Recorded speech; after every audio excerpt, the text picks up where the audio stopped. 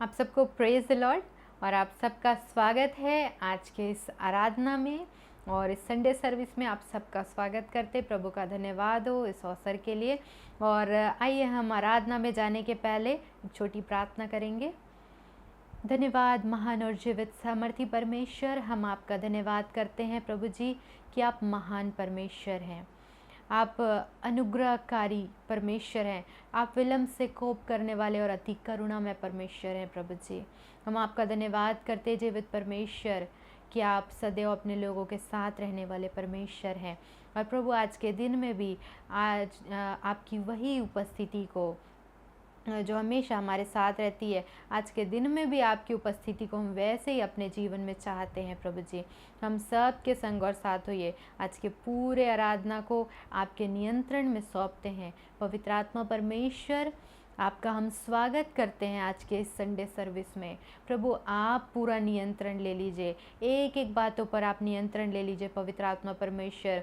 आज के इस सुबह में पवित्र आत्मा परमेश्वर, हम आपको अनुमति देते हैं कि आप स्वतंत्र रूप से हम सब के जीवनों में कार्य करिए प्रभु। जो जितने ऑनलाइन देखते हैं सबके जीवन में स्वतंत्र रूप से पवित्र आत्मा परमेश्वर, हम आपको अनुमति देते हैं, आप कार्य करिए एक एक लोगों के जीवन में। आज की ये सर्विस हर एक के लिए आशीष का कारण होने पाए। सारे संडे सर्विस को आपके हाथों में सौंपते हुए छोटी सी विनती को प्रभु यीशु मसीह के नाम से मांगते हैं, आमीन।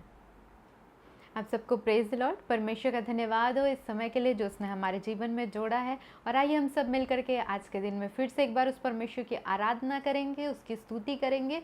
और इस गीत को हम गाएंगे, अपना बोझ प्रभु पर डाल कभी ना घबराना।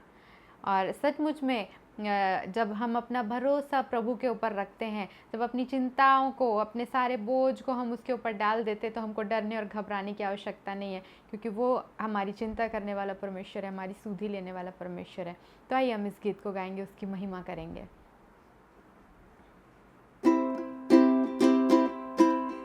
अपना बोझ प्रभु पर डाल कभी ना घबराना,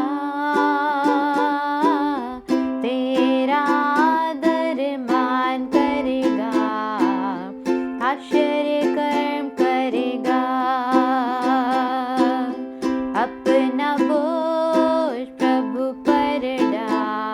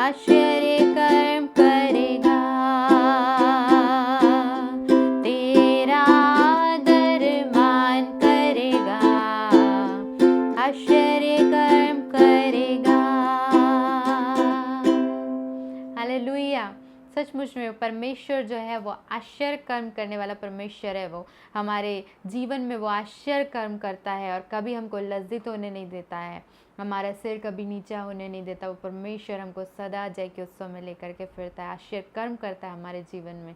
हालेलुया।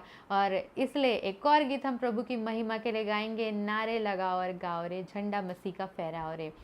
हमारा परमेश्वर जो है वो विजय देने वाला परमेश्वर है, इसलिए हम उच्च स्वर से और बड़े आनंद के साथ इस गीत को गाएंगे, नारे लगाओ और गाओ रे। नारे लगाओ और गाओ रे, झंडा मसीह का फहराओ रे। नारे लगाओ और गाओ रे, झंडा मसीह का फहराओ रे। Hallelujah hallelujah hallelujah hallelujah hallelujah hallelujah hallelujah hallelujah. जीवन से उलझा हुआ राही, यीशु के पास तुम आओ रे।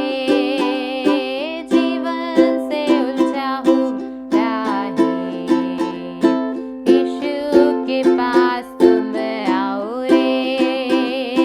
गम की ये राहें सब छोड़ो, जिंदगी में अब कुछ जोड़ो रे। गम की ये राहें सब छोड़ो, जिंदगी में अब कुछ जोड़ो रे।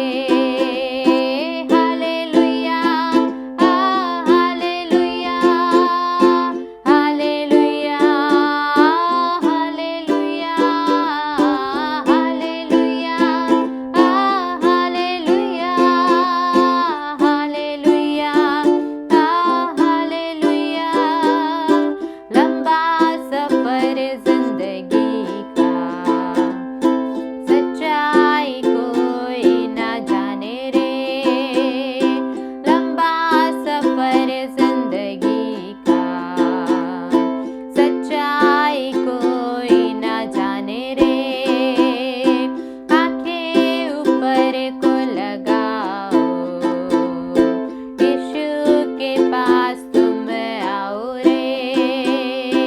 आंखें ऊपर को लगाओ, यीशु के पास तुम आओ रे।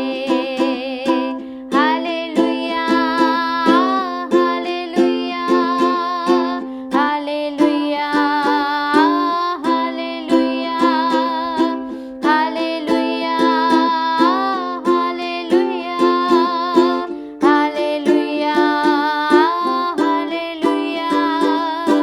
यीशु का मृत्यु हुआ है, पापों का अंत हुआ है।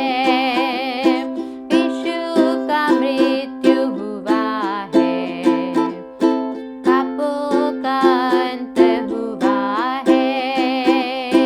खुशियाँ वो बांट रहा है, प्रेम की धारा वही है। खुशियाँ वो बांट रहा है, प्रेम की धारा वही है।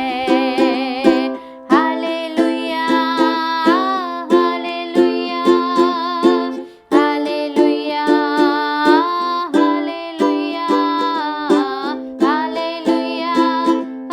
Hallelujah hallelujah hallelujah hallelujah hallelujah hallelujah hallelujah hallelujah hallelujah hallelujah hallelujah hallelujah. आइए हम उस जीवित परमेश्वर की आराधना में जाएंगे, उसकी स्तुति करेंगे, उसकी महिमा करेंगे। हालेलुया। धन्यवाद हो जीवित परमेश्वर, आपकी आराधना करते हैं प्रभु। हालेलुया। रबा शखांदरा लबा शेखेरे ले बेरियंतरा लबा रियंदो रबाना मशखो रियंतरा लबा। धन्यवाद ओ जीवित परमेश्वर, आपकी महिमा हो प्रभु। Hallelujah. Thank you Jesus, thank you lord. Hallelujah, hallelujah. धन्यवाद जीवित परमेश्वर, आपकी महिमा हो जीवित परमेश्वर, आपकी आराधना हो, आपकी स्तुति हो, आपकी महिमा, आपकी प्रशंसा हो। हालेलुया। धन्यवाद, धन्यवाद ओ पवित्र परमेश्वर, धन्यवाद हो जीवित परमेश्वर। हालेलुया। हम आपके नाम को ऊंचा उठाते हैं प्रभु, आपके नाम को हम धन्य कहते और सराहते हैं प्रभु। आपका नाम जो है वो सब नामों से ऊंचा है प्रभु जी। आपके नाम की महिमा करते हैं जीवित परमेश्वर। Hallelujah. Thank you, Jesus. Hallelujah. We worship you, Lord. We praise you. We adore you, Lord. Thank you, Jesus. Hallelujah. You alone is worthy, Lord. Hallelujah. Thank you, Lord Jesus. Hallelujah. Thank you, Jesus. Hallelujah. धन्यवाद हो जीवित परमेश्वर, तेरी आराधना करते हैं महान परमेश्वर। Hallelujah. हो रबा शखारा लबा शेखेरे ले बेरियंतरा लबा रिखोरियंतरा लबा शखारा लबा रबाना माशे खेरे ले बेरियंतरा लबा रियंतरा लबा शांतेरे ले बेरियंतरा लबा। Thank you Jesus, thank you lord. Hallelujah. Thank you Lord. मैं गाऊं हालेलुया, मेरे शत्रुओं के बीच में मैं गाऊं हालेलुया, अविश्वास के सामने मैं गाऊं हालेलुया। ये धुन मेरा हथियार है, मैं गाऊं हालेलुया, स्वर मेरे लिए लड़े, गाऊंगा मैं तूफानों के बीच, ऊंचा और ऊंचा तेरी महिमा के गीत, नामुमकिन में से जागी उम्मीद, मृत्यु है हारी जिंदा है मसीह, गाऊंगा मैं तूफानों के बीच, ऊंचा और ऊंचा तेरी महिमा के गीत, नामुमकिन में से जागी उम्मीद, मृत्यु है हारी जिंदा है मसीह, मैं गाऊं हालेलुया, अपनी पूरी जान से मैं गाऊं हालेलुया, अंधकार को देखो भागते मैं गाऊं हालेलुया, रहस्य जब घेरे मुझे मैं गाऊं हालेलुया, डर का हक नहीं मुझ पे, गाऊंगा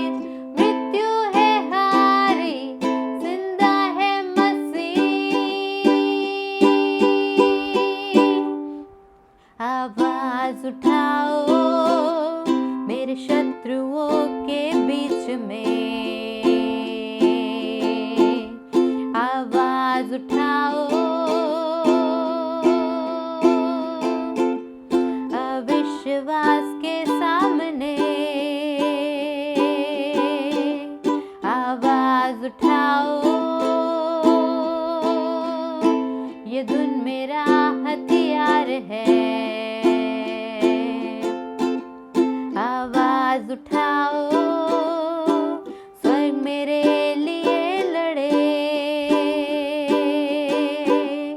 आवाज उठाओ मेरे शत्रुओं के बीच में। आवाज उठाओ अविश्वास के सामने। आवाज उठाओ ये धुन मेरा हथियार है। आवाज उठाओ स्वयं मेरे लिए लड़े।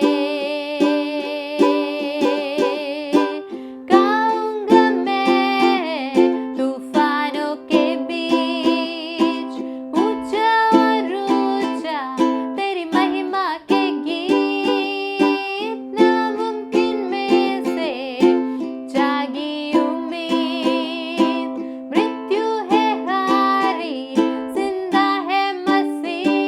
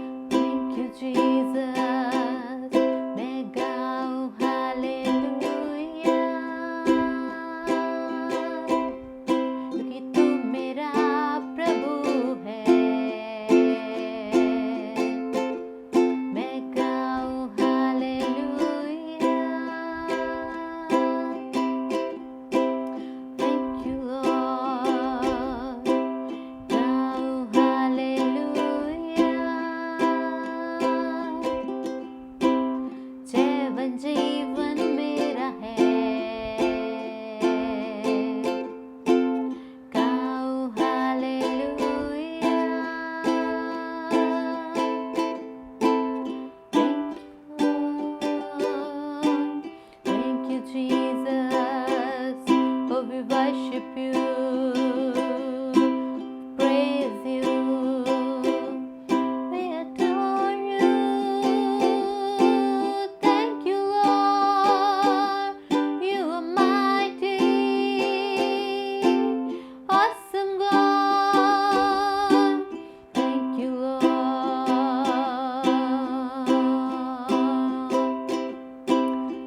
Thank you, Jesus. तेरी आराधना, तेरी महिमा. Thank you, Lord. Rabba sheke, re andar rabba sheke, rabba sheke, ori andar rabba, shandar rabba she tere le beri andar rabba, rabba she, yando rebe.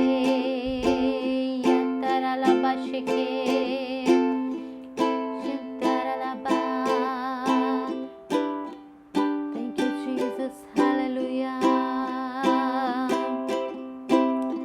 तेरी महिमा करते हैं प्रभु, तेरी प्रशंसा करते हैं जीवित परमेश्वर. हालेलुया. धन्यवाद. अति स्तुति के योग्य परमेश्वर है आप, एकमात्र सच्चे और जीवित परमेश्वर है प्रभु. आपका धन्यवाद करते हैं प्रभु जी. आप हमें एक पल के लिए भी अनाथ नहीं छोड़ते, आप हमें अकेला नहीं छोड़ते हैं प्रभु जी, लेकिन आपने हमारे लिए एक सहायक रखा है प्रभु जी, जो हमेशा हमारे साथ रहे. पवित्र आत्मा परमेश्वर, हम हृदय से आपका धन्यवाद करते हैं कि आप हमारे सहायक हैं. आप एक व्यक्ति हैं और आप एक व्यक्ति के रूप में हमारे साथ रहते हैं, हमारे अंदर रहते हैं प्रभु जी. हमें आप गाइड करते हैं, हमें एक एक बातों में हमारी अगुवाई करते हैं, हमें सिखाते हैं, हमें समझाते हैं प्रभु जी, और निरंतर आप हमारे साथ रहते हैं प्रभु जी. हर एक छोटी बड़ी बातों में पवित्र आत्मा परमेश्वर आप हमारी अगुवाई करते हैं प्रभु जी. आप हमेशा हमारे साथ रहते हैं पवित्र आत्मा परमेश्वर. हम आपसे प्रेम करते हैं पवित्र आत्मा परमेश्वर. आज के सुबह में पवित्र आत्मा परमेश्वर, हम आपकी उपस्थिति के लिए धन्यवाद करते प्रभु जी. और यही आज की सुबह हम आपसे कहते हैं कि पवित्र आत्मा परमेश्वर, हम आपसे प्रेम करते हैं. Thank you Jesus. हो रबा शेखेरे ले बेरी अंतरलबा. Thank you lord. ओ रिखांतो रबानामा शेखेरे ले बेरी अंतरलबा. शांद्रो लब्रा खानामा यदो रिकांद्रे ले बेशेखेरे ले बेरी अंतरलबा. रियंतरलबा शेखेरे ले बेरी अंतरलबा शकोरी अंतरलबा. Thank you Jesus. प्रभु, हम में से हर एक को आराधना करने वाला बना दीजिए प्रभु जी. हर एक परिस्थिति में, चाहे हमारे सामने कैसी भी परिस्थिति क्यों ना हो, हम उस परिस्थिति को देखकर विचलित होने के बजाय हम आपकी आराधना करने वाले बन जाएं. हर एक विपरीत परिस्थितियों के सामने हम आपकी आराधना करें, हम आपकी स्तुति करें, क्योंकि आपकी आराधना जब की जाती है वहाँ पर जय मिलता है. और प्रभु, वो आराधना करने से यरीहो की दीवार को प्रभु आपने ढा दिया. जब वो ऊंचे स्वर से आपकी स्तुति करने लगे, आपकी महिमा को गाने लगे, आपकी प्रशंसा करने लगे, और वो सारे वाद्य यंत्रों को बजाने लगे और आपकी महिमा ऊंचे स्वर से करने लगे, वहाँ पर प्रभु आपने आश्चर्य कर्म किया और यरीहो की दीवार को आपने ढा दिया. जीवित परमेश्वर, अब में से हर एक लोग के लिए जो इस समय ऑनलाइन देख रहे हैं प्रभु जी, एक एक के लिए मैं प्रार्थना और विनती करती जीवित परमेश्वर, किसी भी प्रकार की परिस्थिति क्यों ना हो, कितनी भी विपरीत परिस्थिति क्यों ना हो, हर एक के जीवन में अलग अलग विपरीत परिस्थितियां हैं. हर एक के अपनी अपनी यरीहो की दीवार है प्रभु. उनके सामने ऐसा लगता है कि यरीहो की दीवार है जिसको पार करना मुश्किल है. ऐसी परिस्थिति है कई लोगों के जीवन में प्रभु. जितने इस समय ऑनलाइन देख रहे हैं उसमें से कई लोग ऐसे हैं प्रभु जिनके जीवन में ऐसी परिस्थितियां हैं. जीवित परमेश्वर, अनुग्रह करिए. आज जब हम आराधना कर रहे हैं, आज जब हम आपकी स्तुति कर रहे हैं, ऊंचे स्वर से आपकी महिमा कर रहे हैं अपने घरों में बैठ करके प्रभु, जितने लोग हैं जो ऑनलाइन देख रहे हैं, जहाँ कहीं से भी आपकी आराधना कर रहे हैं, आपकी स्तुति कर रहे हैं, और यीशु के नाम से इस समय मैं कहती हूँ वो यरीहो की दीवार को हम ढा देते यीशु के नाम से। और इस आराधना के द्वारा वो यरीहो की दीवार ढा दी जाए, वो यरीहो की दीवार गिर जाए। ओ रबा शेखेरेले बेरी अंतरलबा। और आपने जय दिलाया प्रभु अपनी प्रजा को, वैसे ही अपने लोगों को जय दिलाइए प्रभु जी। वो दीवार के समान, वो ऊंची दीवार के समान परिस्थितियां हैं, विपरीत परिस्थितियां हैं, बिल्कुल कहीं से भी सकारात्मक बातों या सकारात्मक चीजें कहीं से भी होती हुई नहीं दिखाई देती। बहुत सारी नकारात्मक परिस्थितियां हैं, नकारात्मक बातें हैं, लोग आसपास में जो है नकारात्मक बोलते हैं, आसपास की परिस्थितियां नकारात्मकता को लेकर के आ रही है और बहुत बड़ी दीवार है यरीहो की दीवार के समान। लेकिन यीशु के नाम से आज मैं कहती हूँ, उस यरीहो की दीवार को हम ढा देते यीशु के नाम से। और इस आराधना के द्वारा जो इस समय हम कर रहे हैं, इस स्तुति के द्वारा जो इस समय हम कर रहे हैं, परमेश्वर आपकी वो यरीहो की दीवार को जो एक एक लोगों के जीवन में इस समय में है परिस्थिति के समान, आप उसको इसी समय ढा दीजिए प्रभु जी। यीशु के नाम से कहते हर एक यरीहो की दीवार ढा दी जाए यीशु के नाम से। और अपने लोगों को आप जय दिलाइए, अपने लोगों को आप आजादी दिलाइए और प्रभु अपने लोगों को जयवंत करिए उन सारी परिस्थिति के ऊपर, उन सारी विपरीत परिस्थितियों के ऊपर अपने लोगों को जयवंत करिए प्रभु जी। ओ रबा शखा तेरेले बेरियंतरलबा रीबो शखांद्रलबा ओ रबा शेखेरेले बेरियंतरलबा रियंतोरलबा। ओ जीवित परमेश्वर, जब हम आपकी आराधना करते हैं आपका बादल छा जाता है। जीवित परमेश्वर, आपके वचन में हम पढ़ते हैं प्रभु जी, जब सारे लोग सारे वाद्य यंत्रों को बजाने लगे, आपके भवन में आपकी महिमा करने लगे और दाऊद राजा जो आराधना कर रहे थे और सब मिल करके आपकी स्तुति जब कर रहे थे, लिखा है कि आपके भवन में आपका बादल छा गया। ओ रबा शेखेरेले बेरियंतरलबा। जब इस समय हम आपकी आराधना कर रहे हैं प्रभु, आपकी स्तुति कर रहे जीवित परमेश्वर, वो एक एक के घरों में महिमा का बादल छा जाए। हो रखा लबा शेखेरेले बेरियंतरलबा। वो महिमा का बादल एक एक के घरों में छा जाए, आपकी उपस्थिति की भरपूरी एक एक के घरों में आ जाए प्रभु जी। और आपकी उपस्थिति की भरपूरी को एक एक लोग अपने घरों में महसूस कर सके और वो महिमा के बादल को महसूस कर सके प्रभु जी। हर एक अपने अपने घरों में महिमा के बादल को महसूस कर सके। ओ रबा शेखेरेले बेरियंतरलबा। जीवित परमेश्वर, thank you Lord, thank you Jesus, hallelujah.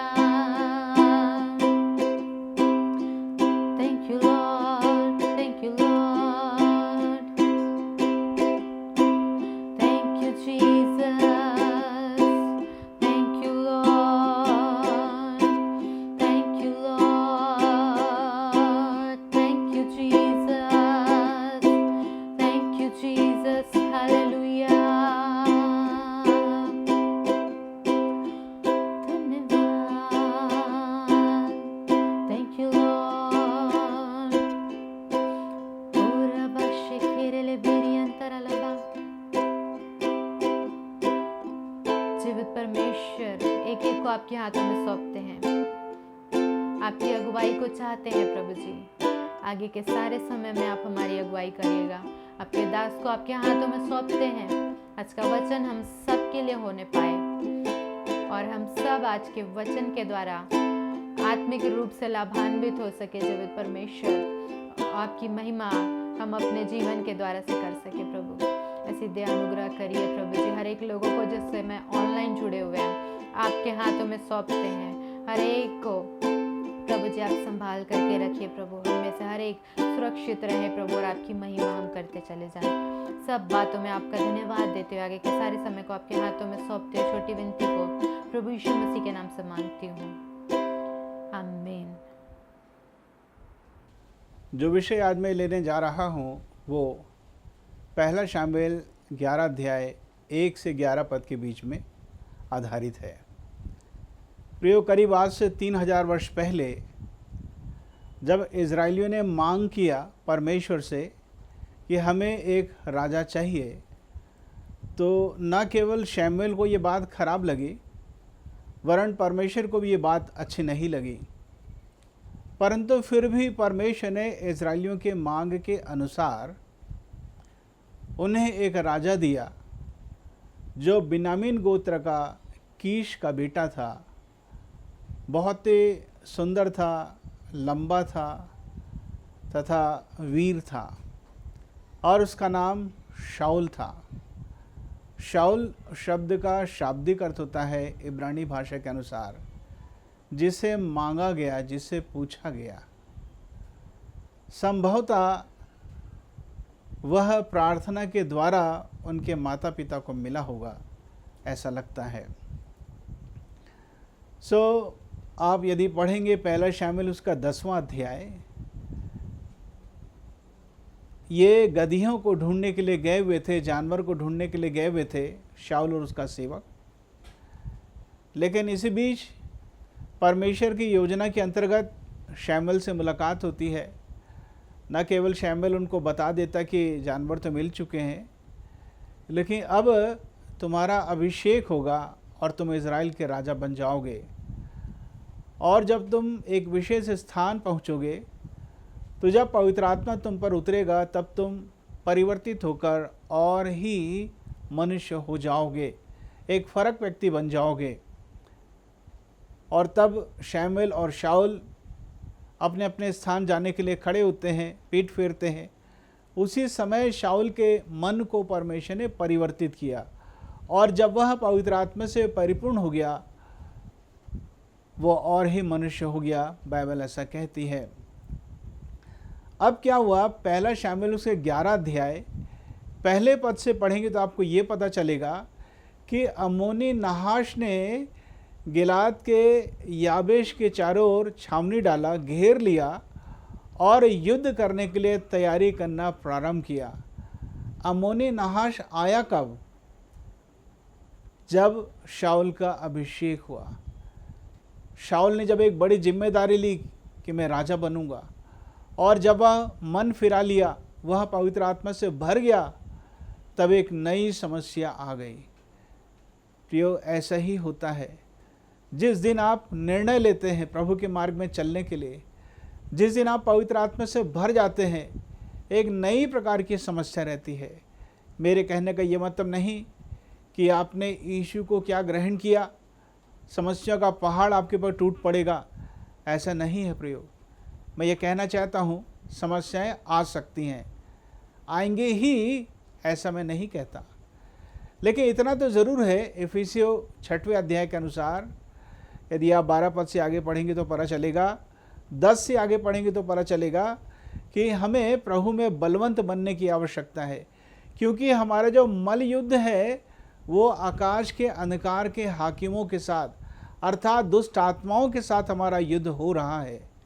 शारीरिक तरीके से नहीं, लेकिन आत्मिक रीति से दुष्ट आत्माएं हमारी आत्मा से लड़ती हैं और हमारे प्राण को, हमारे दिमाग को वो खराब करना चाहती हैं। तो मैं ये कहना चाहता हूँ, जब अम्मोनी नहाश आया तो क्या हुआ?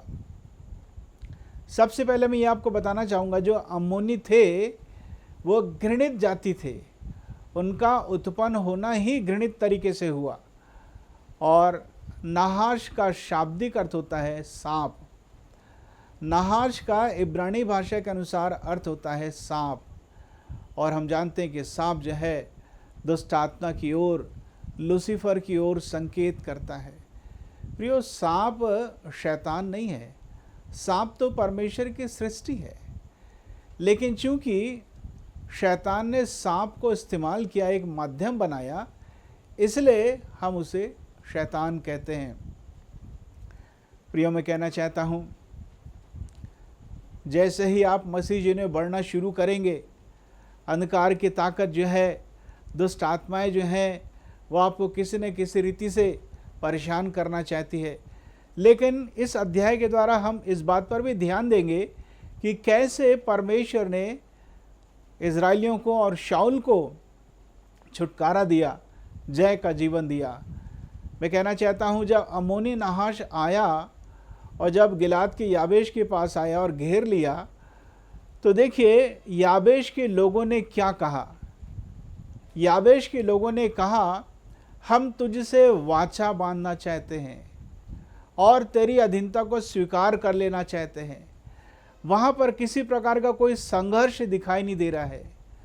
कुछ लोग मसीह जीवन में संघर्ष नहीं करते, लड़ना नहीं चाहते।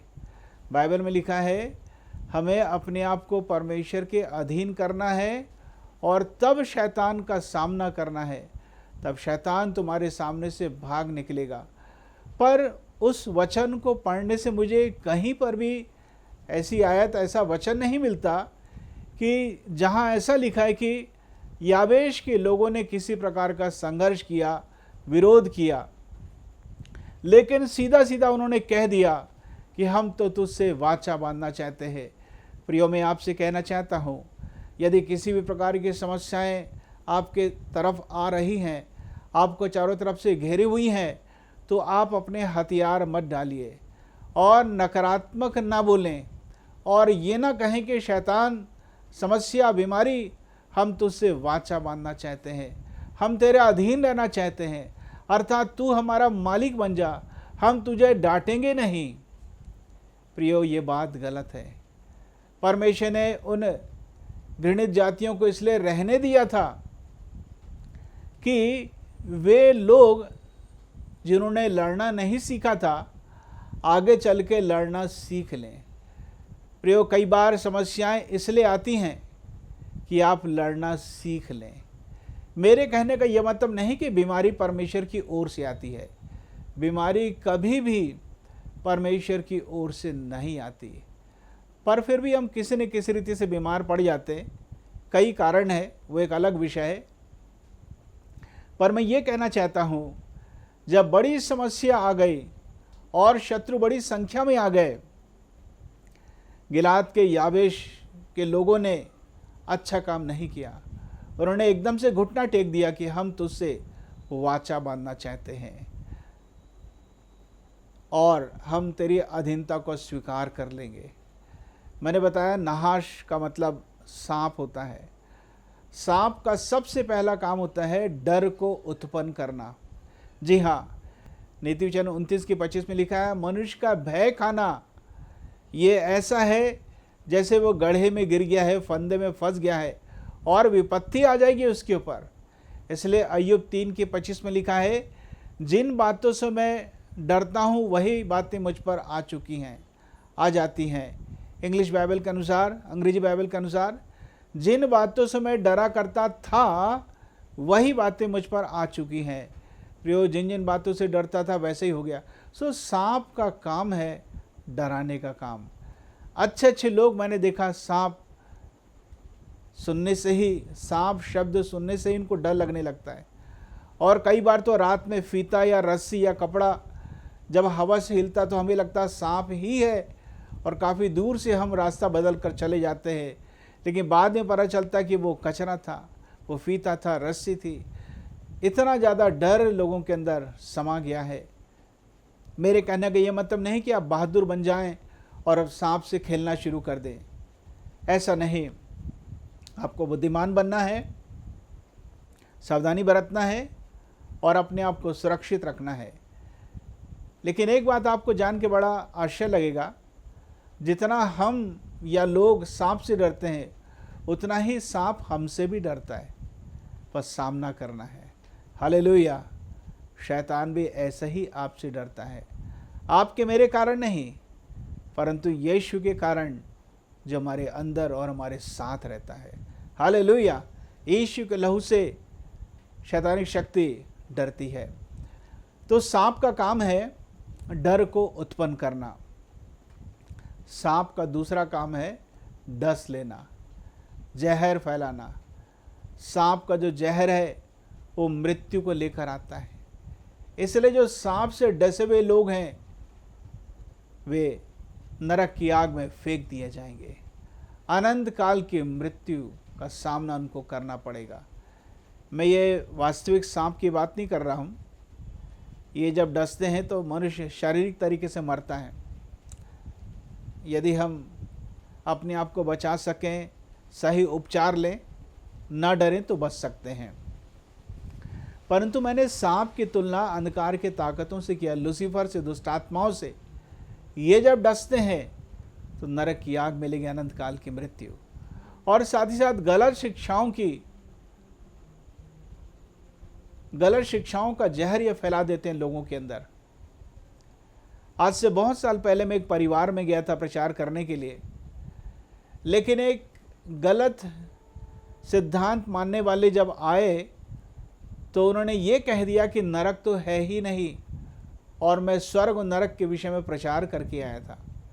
प्रभु यीशु मसीह ने स्वयं नरक के विषय में कहा, लेकिन वो गलत सिद्धांत मानने वाले आकर उस परिवार के लोगों को बहका दिए, जहर फैला दिए, और उन्होंने कहा कि नरक तो होता ही नहीं।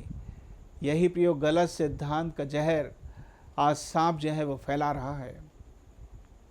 सांप का एक और काम है, विशेषकर अजगर में ऐसा कह सकता हूँ, वो शरीर को ऐसा लपेट लेता है कि आपको वो सांस लेने नहीं देगा।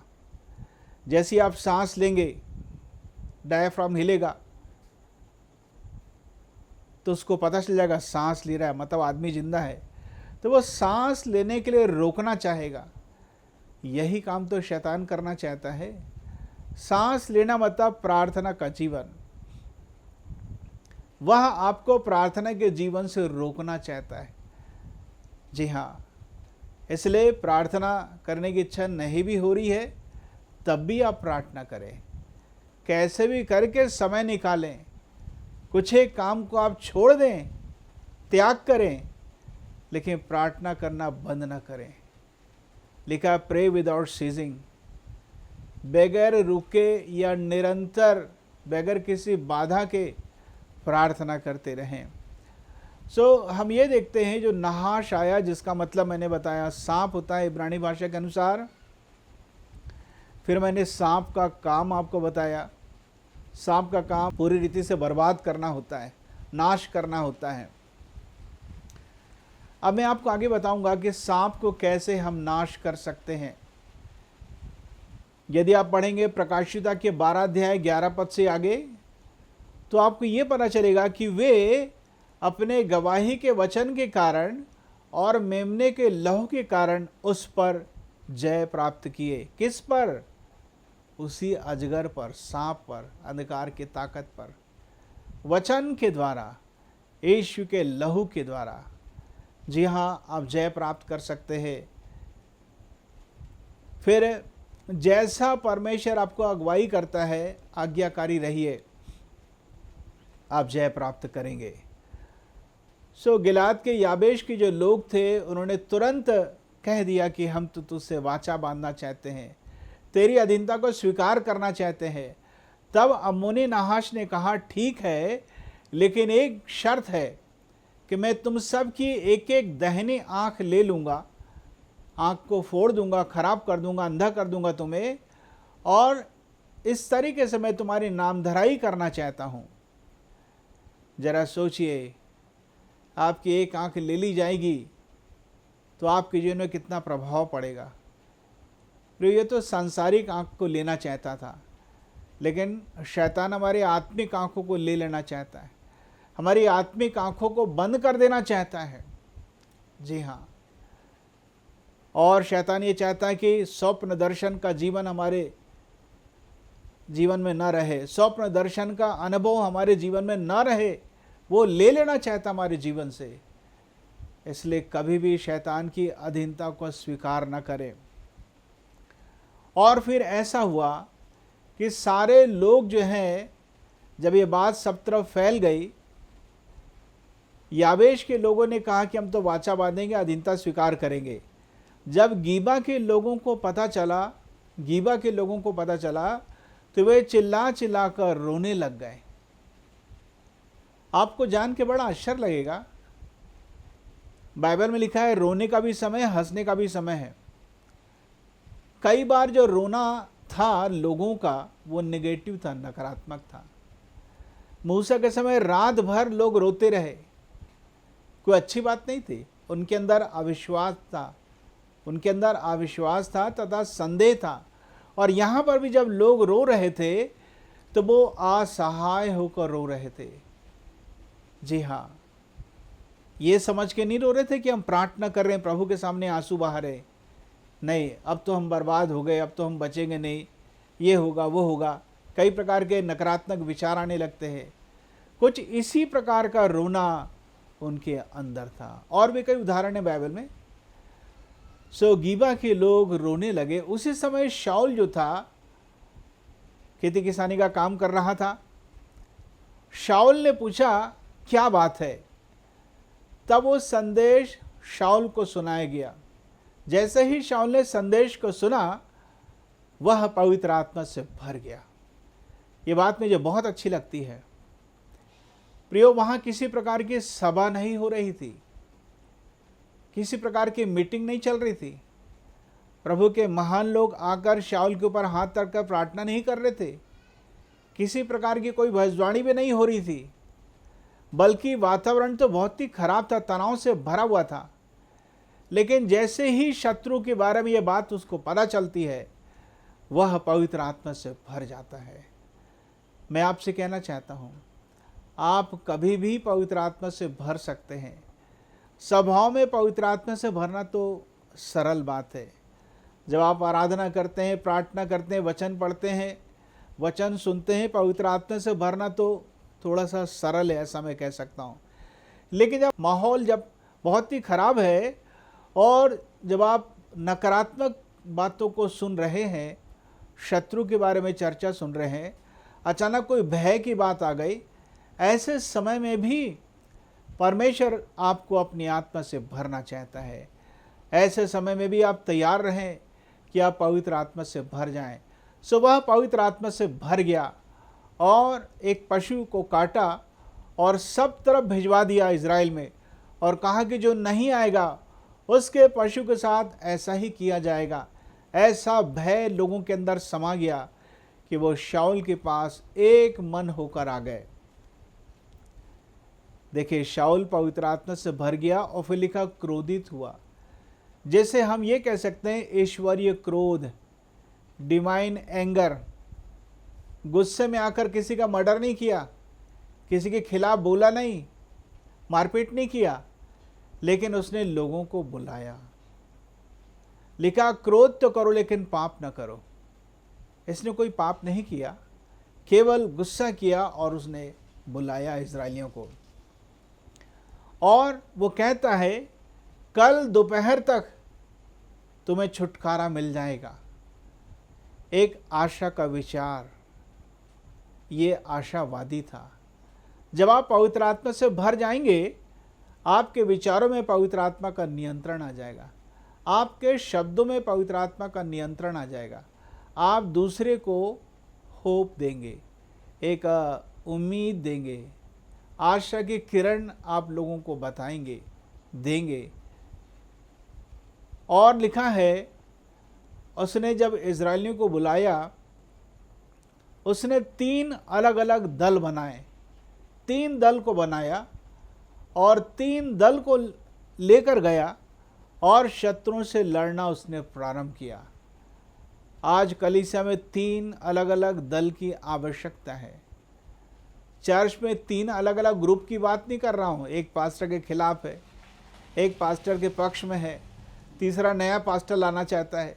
जी ऐसा दल नहीं, ऐसा ग्रुप नहीं, ऐसा दल, ऐसा ग्रुप जो एक मन होकर, एक चित्त होकर काम करना सीख सके। सबसे पहले प्रार्थना करने वाले दल चाहिए, प्रार्थना करने वाले लोग चाहिए, जो व्यक्तिगत तौर से घर में प्रार्थना कर सके, परिवार के लोग जमा होकर प्रार्थना कर सकें और कलीसिया के लोग भी जमा होकर प्रार्थना करना सीख सके। एक गीत है ना, प्रार्थना ही जीवन, प्रार्थना ही जय। जी हाँ, प्रार्थना ज़रूर से करना है। दूसरी बात, प्रचार करने वालों का हमें दल चाहिए। अर्थात यदि कलीसिया शांत रहेगी, शांत मतलब चुपचाप रहेगी, निष्क्रिय रहेगी, कोई काम नहीं करेगी, आलसी रहेगी, तो सुसमाचार फैलेगा कैसे? हमें सुसमाचार फैलाने की आवश्यकता है। न केवल लोग अपने आप को पहचान सकें, परमेश्वर को पहचान सकें, सबसे बड़ी बात वो सत्य को जाने, तो सत्य अपने आप उनको स्वतंत्र करेगा। प्रभु यीशु ने कहा मार्ग, सत्य और जीवन मैं ही हूँ। प्रभु यीशु ने कहा तेरा वचन सत्य है, वचन सत्य है। और उसने कहा कि मैं तुम्हें अनाथ नहीं छोड़ूंगा, एक और सहायक दूंगा, अर्थात सत्य का आत्मा। अर्थात सत्य का आत्मा, वो है पवित्र आत्मा। प्रियो, मैं कहना चाहता हूँ आज हमें 3 अलग अलग दल की आवश्यकता है जो एक साथ मिलकर काम कर सके। सबसे पहले प्रार्थना करने वाले दल की आवश्यकता है। दूसरा, सुसमाचार सुनाने वाले दल की आवश्यकता है, जो लोगों को जाकर बताएं सुसमाचार, अपने घर में लोगों को बताएं जो उनके यहाँ आते हैं। जैसे अक्सर दूध बांटने वाले आते हैं, सब्जी बेचने वाले आते हैं, फल बेचने वाले आते हैं, या जिस दुकान में आप जाते हैं राशन लेने के लिए, आपके घर धोबी आ सकता है, मोची आ सकता है, बढ़ाई आ सकता है, कारपेंटर। ऐसे लोगों को बताने की आवश्यकता है। बस आप सुसमाचार सुनाएं। जी हाँ, यदि आप सुसमाचार नहीं सुनाएंगे, पौलुस से कहता है, हाय मुझ पर यदि मैं सुसमाचार ना सुनाऊं। पौलुस को तो रोकना ही मुश्किल था। यदि वो जेल में है तब भी प्रचार करता था, जेल के बाहर है तब भी प्रचार करता था, समुद्र में यात्रा कर रहा तब भी प्रचार कर रहा है, अच्छे स्थिति में तब भी प्रचार कर रहा है, जेल में तब भी प्रचार कर रहा है। उसे रोकना बहुत मुश्किल था। प्रचार कर ही लेता था और आत्माओं को जीत लेता था। प्रियो, मैं कहना चाहता हूँ दूसरे ऐसे ग्रुप की आवश्यकता है, दल की आवश्यकता जो प्रचार कर सके। और तीसरा दल हमें ऐसा चाहिए जो आर्थिक रूप से संभाल सके। इसलिए कुरिन्थियों की पत्री में पौलुस कहता है, ऐसा कौन सिपाही है जो काम करे लेकिन अपने ही पॉकेट से पैसा खर्च करे और अपना काम निकाले। ऐसा नहीं, उससे पैसा मिलता है उस काम को करने के लिए। या ऐसा कौन किसान है जो फसल उगाता है, पेड़ पौधे उगाता है और उसका फल नहीं खाता। प्रियो, कई ऐसे लोग हैं जो कोई काम नहीं करते, वो केवल प्रभु की सेवा करते हैं। उनका अधिकार है कि उन पैसों को वो अपने लिए इस्तेमाल करें। लेकिन इसके अलावा भी हमें कई कामों के लिए पैसों की आवश्यकता है। जी हाँ, आप अच्छे से इस बात को जानते हैं, जब सुसमाचार कार्य के लिए हम किसी को भेजते हैं या कोई हमारे चर्च में, कलीसिया में आता है प्रचार करने के लिए, तो हम उन्हें भेंट देते हैं। चंदा नहीं, दान नहीं, लेकिन हम भेंट देते हैं, गिफ्ट देते हैं। न केवल उनकी आवश्यकताओं की पूर्ति हो, बल्कि सेवा में भी वो भाई या बहन या बच्चे जो भी हैं आगे बढ़ सकें। जब 3 दल बनाया गया और शाऊल राजा लेकर गया और शत्रु को इतना मारा, ख़त्म किया शत्रु को, कि 2 जन भी एक साथ नहीं मिले, सब अलग अलग हो गए, सबको ख़त्म किया। और ये अध्याय बड़े तनाव के साथ प्रारंभ होता है, लेकिन वो अध्याय बड़े आनंद के साथ समाप्त होता है। केवल एक ही परिवर्तन लेकर आ सका, वो कौन था? परमेश्वर, पवित्र आत्मा। मैं आपसे कहना चाहता हूँ, क्या आप किसी प्रकार के तनाव में हैं, किसी प्रकार की परेशानी में घिर चुके हैं? चाहे वो बीमारी है, कर्ज है, या कोई भी बात हो सकती जिसको आप बता ही नहीं सकते। बस परमेश्वर की ओर आपको मुड़ने की आवश्यकता है, परमेश्वर को पुकारने की आवश्यकता है। शाऊल पवित्र आत्मा से भर गया, क्रोधित हुआ और कहा कि तुम लोग शाऊल और शमूएल का अनुकरण करो। उसने अपना नाम लिया शाऊल, और शमूएल नबी का नाम लिया और कहा कि अनुकरण करो। प्रियो, मैं आपसे कहना चाहता हूँ, आपको अपने पास्टर से सीखने की आवश्यकता है, आपको अपने प्रॉफिट से, नबी से सीखने की आवश्यकता है, आपको अपने एल्डर से, अपने अगुवों से, चाहे वो स्त्री हो या पुरुष हो, सीखने की आवश्यकता है। उनका अनुकरण करिए, हर एक अच्छी बातों का अनुकरण करिए। और यदि आप ऐसा करेंगे, परमेश्वर को पहला स्थान देंगे, परमेश्वर के वचन को पहला स्थान देंगे, आज्ञाकारी रहेंगे, आपका हर एक प्रकार का तनाव आनंद में बदल जाएगा और आपको जय मिलेगी। इस संदेश के द्वारा परमेश्वर आप सबको बड़ी आशीष दे। आइए हम प्रार्थना करेंगे। पिता परमेश्वर, हम आपको धन्यवाद देते हैं आज के समय के लिए, सुनने वालों के लिए, देखने वालों के लिए मैं प्रार्थना करता हूँ। यदि कोई ऐसे ही किसी प्रकार की समस्याओं से घिरा हुआ है और उसका हृदय टूट चुका है, और कई तो ऐसे हैं जो अपने जीवन का अंत करना चाहते हैं, या अपने घर को छोड़कर, अपने शहर को छोड़कर कहीं दूर चले जाना चाहते हैं, जिससे कोई ना जाने कि वो कहाँ गए हुए हैं, ऐसे लोगों के लिए मैं प्रार्थना करता हूँ। हर एक प्रकार के अंधकार की ताकत जो उनके दिमाग को परेशान करती है, अशांति लेकर आती है, तनाव को उत्पन्न करती है, व्याकुलता घबराहट लेकर आती है, और वो तुरंत तैयार हो जाते हैं समझौता करने के लिए, भले किसी प्रकार का नुकसान की न हो जाए। सो अंधकार की ताकतों को यीशु के नाम से नाश करता, दूर करता हूँ। यीशु आपके लोगों के इन सब के पर छिड़क देता हूँ। जैसे शाऊल के समय आपने लोगों को छुटकारा दिया, ऐसे ही इनको छुटकारा दीजिए प्रभु जी। आपके वचन के द्वारा, यीशु आपके लहू के द्वारा, अपने विश्वास के द्वारा जय को प्राप्त कर सके। प्रार्थना करता हूँ कि कलीसिया में 3 प्रकार के लोग हो सकें, प्रार्थना करने वाले लोग हो सकें, और सुसमाचार सुनाने वाले लोग हो सकें, आर्थिक रूप से मजबूत करने वाले लोग हो सके। आप दया कीजिए। आपकी उपस्थिति के लिए, आपकी सहायता के लिए हम आपको धन्यवाद देते हैं। प्रभु यीशु के नाम से मांगता हूँ, सुनो ग्रहण कर, आमीन। अब हमारे परमेश्वर पिता का प्रेम, प्रभु यीशु मसीह का अनुग्रह और पवित्र आत्मा की सहभागिता हम में से हर एक के साथ हमेशा तक होता रहे, आमीन।